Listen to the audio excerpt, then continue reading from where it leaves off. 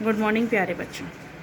आज हम पढ़ने जा रहे हैं ठोस में निबिड़ संकुलन। निबिड़ संकुलन से तात्पर्य है कि कोई भी क्रिस्टल पदार्थ जिन अवयवी कणों से मिलकर के बना होता है, उन अवयवी कणों का उस क्रिस्टल पदार्थ में किस तरह से संकुलन होता है, उसी के आधार पर हम विभिन्न प्रकार के निबिड़ संकुलन ठोस के अंदर देखेंगे।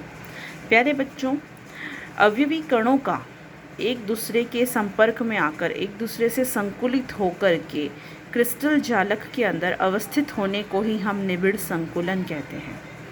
निबिड़ संकुलन तीन प्रकार के होते हैं। सबसे पहला है एक विमा में निबिड़ संकुलन। एक विमा में निबिड़ संकुलन से तात्पर्य है प्यारे बच्चों, जब अवयवी कण एक दूसरे के साथ में एक सीधी रेखा में एक ही दिशा में जुड़ते जाते हैं एक रेखा में, तो इसे हम एक विमीय निबिड़ संकुलन कहते हैं। वो सिर्फ एक दूसरे के साथ में इस तरीके से जुड़ते जा रहे हैं और संकुलित हो रहे हैं, इसे हम एक विमा में निबिड़ संकुलन कहते हैं। ये जो हमने गोले बनाए हैं ये अवयवी कणों को रिप्रेजेंट कर रहे हैं।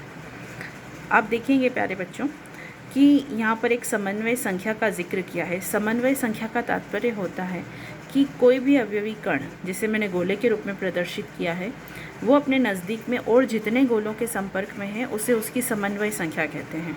जैसे देखिए, ये गोला अपने पास में 2 गोलों के संपर्क में है, यानी ये इसकी समन्वय संख्या 2 होती है। तो एक विमीय निबिड़ संकुलन कुछ इस प्रकार से है। उसके बाद हम पढ़ते हैं द्विविमीय निबिड़ संकुलन। द्विविमीय निबिड़ संकुलन 2 प्रकार का होता है, वर्गीय निबिड़ संकुलन और षटकोणीय निबिड़ संकुलन। वर्गीय निबिड़ संकुलन में हम गोलों को कुछ इस प्रकार अरेंज करते हैं। ये गोला, ये एक सीधी लाइन और इसी के नीचे इसी के सदृश दूसरी लाइन बनाई जाती है। मतलब ये इसी के नीचे दूसरा गोला, इसके नीचे दूसरा गोला और ये भी आपस में जुड़े हुए हैं। तो ये पहली लाइन, ये दूसरी लाइन, इसी तरीके से हमने 3-4 लाइन और बनाई हैं। यानी इस तरीके से अवयवी कणों का संकुलन होता है।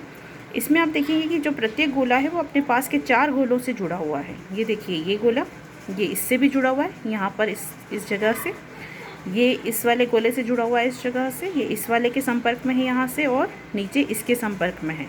यानी ये 4 के संपर्क में होता है। ये देखिए, इसको ये ऊपर इसके साथ और इसके साथ, ये 4 गोलों के संपर्क में है, इसलिए इसकी समन्वय संख्या 4 होती है। और इन चारों गोलों के केंद्र को अगर मैं एक लाइन से मिलाऊँ तो मुझे एक वर्ग मिलता है। इसी कारण से हम इसे बोलते हैं वर्गीय निबिड़ संकुलन। लेकिन जब हम षटकोणीय निबिड़ संकुलन में जाते हैं प्यारे बच्चों, तो देखिए, षटकोणीय निबिड़ संकुलन में हम गोलों को कुछ इस तरह से रखते हैं। ये हमने सीधी लाइन एक बनाई, इसके नीचे दूसरी लाइन रखनी है, लेकिन उसका तरीका थोड़ा अलग है। ऊपर वाली लाइन के जो ढलान थे, ढलान में हमें दूसरी लाइन के गोलों को रखना है। इस गोले के नीचे दूसरा गोला हमने नहीं रखा इसके जैसे, लेकिन यहाँ हमने क्या किया कि ये जो गोलों का ये जो ढलान था, ढलान मतलब ये गोलों का जो इस तरह से ढलान है, ये गोलों का जो इस तरीके से ये वाला ढलान वाला पॉइंट है, यहाँ हमने दूसरे गोले को रखा है ना। तो इस तरीके से रखते हुए हमने एक लाइन ऊपर ऐसे, फिर दूसरी लाइन में ढलान में रखा, तीसरी लाइन में हमने वापस पहली लाइन के जैसे ही रखा है। यहाँ से समझिएगा, फर्स्ट लाइन नॉर्मल बनाई हमने ऐसे, सेकंड लाइन हमने के जो गोले थे वो पहली लाइन के ढलान में रखे, तीसरी लाइन हमने वापस फर्स्ट लाइन के जैसे ही बनाई है, और थर्ड लाइन में वापस हमने ढलान में रखे हैं। तो इसमें कुछ ए बी प्रकार का अरेंजमेंट होता है। अगर मैंने इस लाइन को ए नाम दिया तो ये मेरी बी टाइप की लाइन है, तो ये वाली लाइन वापस मेरी ए टाइप की है, यानी फर्स्ट के जैसी है, और ये वापस मेरी बी टाइप की है। इससे कंफ्यूज नहीं होना है। ए बी हमने थोड़ा डिफ्रेंशिएट या करने के लिए इन लाइंस को नाम दिया है। इसमें आप देखेंगे प्यारे बच्चों कि जो गोला है वो अपने नज़दीक के 6 गोलों से संपर्क में है। देखिए, इस गोले को ध्यान से देखिए, ये ऊपर इस गोले के साथ में और इस गोले के साथ में संपर्क में है, ये यहाँ पर इसके साथ और इसके साथ भी संपर्क में है, और इसके साथ और इसके साथ भी जुड़ा हुआ है। यानी इस वजह से ये बीच वाला गोला 6 गोलों के साथ में जुड़ा है। ऐसे आप किसी को भी ले सकते हैं, किसी और गोले को भी लेकर के देख सकते हैं। ये देखिए, इसके साथ जुड़ा है, इसके साथ जुड़ा हुआ है, तो ये 2, इसके साथ भी जुड़ा हुआ है, ये 3, इसके साथ भी जुड़ा हुआ है, 4, इसके साथ जुड़ा हुआ है 5, ये देखिए, और ये 6। तो इस तरीके से निबिड़ संकुलन होता है और षटकोणीय संरचना बनती है। जब आप उनके केंद्रों को मिलाते हैं तो कुछ इस तरह की षटकोणीय संरचना हमें प्राप्त होती है, इसीलिए हम इसे बोलते हैं षटकोणीय निबिड़ संकुलन। प्यारे बच्चों, आपकी किताब में इसको बहुत अच्छे चित्रों के माध्यम से बता रखा है। आप ज़रूर अपनी किताब से चित्रों को देखकर अच्छे से बनाने का प्रयास करेंगे। ये देखिए, ठोस में निबिड़ संकुलन पेज नंबर 9 पर। यह है एक विमीय निबिड़ संकुलन, ये द्विविमीय निबिड़ संकुलन जिसमें वर्गीय निबिड़ संकुलन और बहुत अच्छे से चित्र बना हुआ है।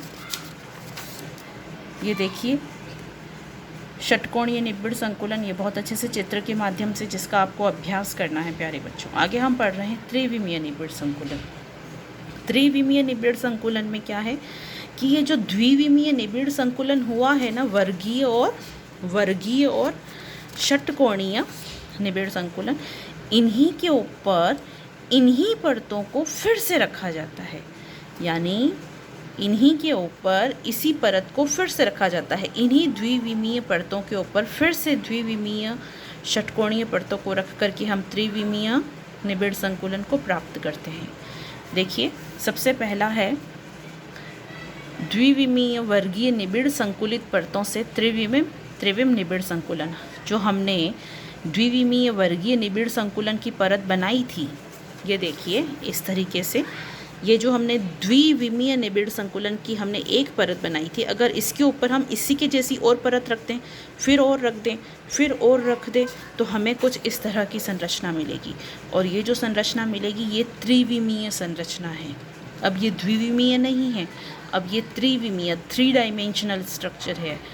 इसको हम ए प्रकार का पैटर्न भी कहते हैं, क्योंकि ए यानी सारी जो लाइंस हैं, सारी जो परतें हैं वो क्या है, सिमिलर है, एक जैसी हैं, इसीलिए ए प्रकार का पैटर्न कहते हैं प्यारे बच्चों। तो ये था त्रिविमीय निबिड़ संकुलन। त्रिविमीय को हमने कैसे बनाया था, द्विविमीय वर्गीय निबिड़ संकुलन के कॉम्बिनेशन से बनाया था। नेक्स्ट है प्यारे बच्चों त्रिविमीय निबिड़ संकुलन, जो हमने बनाया है द्विविमीय षटकोणीय निबिड़ संकुलन से। इसको ध्यान से समझिएगा। ये देखिए, इस चित्र को ध्यान से देखिए प्यारे बच्चों।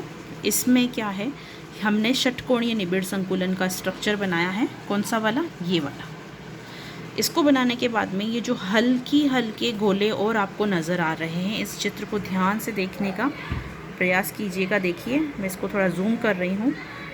इन्हीं के ऊपर, इन्हीं जो डार्क कलर के गोले हैं, इनके ऊपर फिर से इसी स्ट्रक्चर को रखा है, लेकिन कुछ इस तरह से रखा है कि ये देखिए, कुछ इस तरह से रखा है कि इन दो गोलों के बीच में एक गोला आ रहा है, यानी ये जो ऊपर वाली छेद हैं, इन छेदों को ये वाली लाइन जो है गोलों की वो ढक रही है, और कुछ इस तरह से ढक रही है प्यारे बच्चों।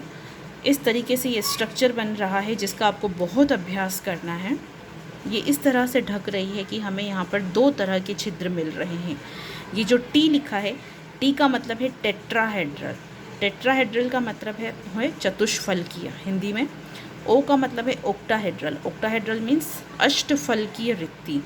इन चित्रों को अगर आप यहाँ पे थोड़ा इसका इनलार्ज रूप देखें तो देखिए, 3 गोले जो जुड़ करके एक त्रिकोणीय रिक्ति बना रहे थे, जब उसके ऊपर हमने एक और गोला रख दिया तो इससे चतुष्फलकीय छिद्र बन गया।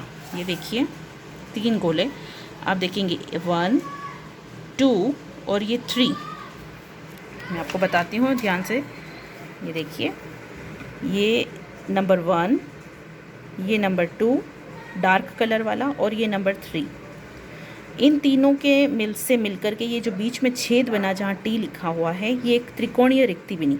लेकिन जब इसके ऊपर ये वाला गोला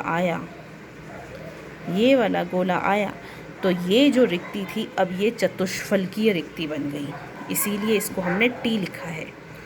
देखिए, ये भी टी है क्योंकि 1, 2 और 3 बीच में ही आ गया इसलिए, और इसके ऊपर जब एक और ही आ गया तो ये रिक्ति चतुष्फलकीय हो गई। ये वाली रिक्ति देखिए, इसमें क्या हुआ, नीचे ये 1, ये 2 और ये 3 गोले इस तरीके से हैं, एक ऊपर है 2 नीचे हैं। और ये जो हल्के बने हुए हैं इन्हें ध्यान से देखिए, 2 ऊपर हैं, 1, 2 और ये 3।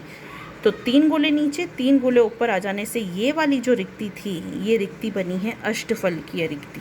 इसको ध्यान से यहाँ देखिए, 3 गोले नीचे थे, ये येलो कलर से बने हुए हैं, है ना। ये 3 गोले नीचे थे और इन तीनों के ऊपर ये जो ब्लू वाले गोले इस तरीके से आए हैं, तो इसके कारण जो बीच वाली जो रिक्ति बनी है ये अष्टफलकीय रिक्ति है। प्यारे बच्चों, आपको बिल्कुल ज़्यादा कंफ्यूज नहीं होना है कि चतुष्फलकीय रिक्ति क्या है और अष्टफलकीय रिक्ति क्या है। इस चित्र को ध्यान से देख करके, इन चित्रों को देख करके इसे समझने का प्रयास कीजिए। बहुत ही आसान सा टॉपिक है आज का, इसको पढ़िए और कोई प्रॉब्लम आए तो मुझे बताइए।